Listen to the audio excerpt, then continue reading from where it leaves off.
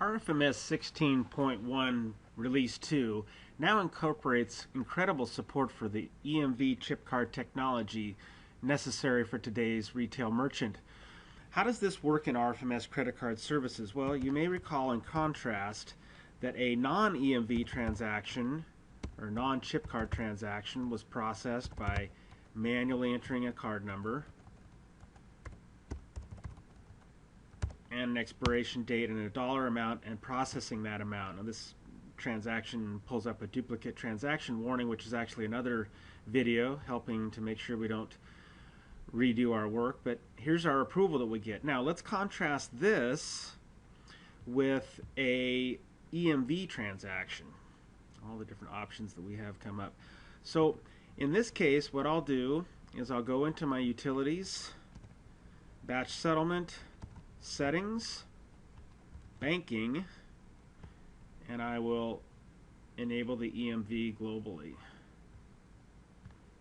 Once I've turned that on and saved that setting, let's go back and now let's create an EMV style transaction. First, let's create a manual EMV transaction. Now notice that our terminal over here on the lower left corner, I'll move this card out of the way so you can watch our test transaction running through here for, we'll do this for $12.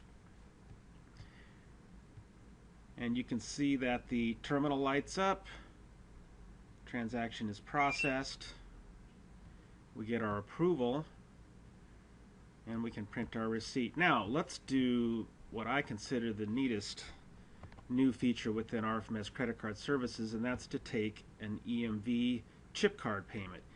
There's a new button in RFMS 16.1 right here, click if EMV cards. I'm going to click that button. Let's do our transaction amount, this time for $15.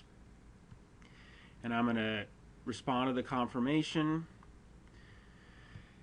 to process a terminal transaction. And you can see that my terminal over here lights up again. I'm going to insert my chip card.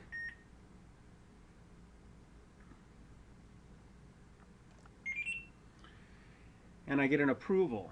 Now, as you can see on the screen, I'm also getting a prompt to get the customer's signature via the device, which I will do as well. Select yes, and I will sign RFMS. Kind of a tough reach there. Hit the accept button, and you can see that I get my signature. You'll notice that the card that came back is a token embedded card number. We can talk about that later when we talk about token transactions.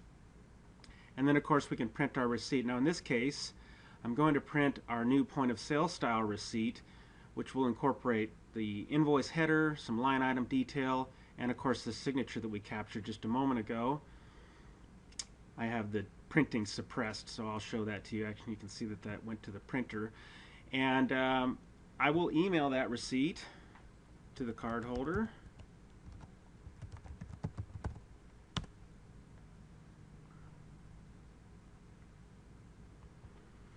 And I get my receipt, and you can see that all these transactions have resulted in approvals. And if I go to my credit card batch settlement windows, you can see that the first transaction for $10 went into my terminal 1, but the second two transactions that I ran as EMV transactions went into terminal 2, which is EMV. And lastly, if we'd like to take a look at that receipt with the signature embedded in it, we can see it in that form. Or if we wanted to see it in a transactional point of sale style receipt, we simply go to our workstation, turn on our Epson TMT20 printer, and we can run that as a EMV point of sale receipt as well. I appreciate your time listening to this new video, overviewing and previewing some of the new features in RFMS 16.1 Release 2 related to EMV chip card technology. Thank you for your time.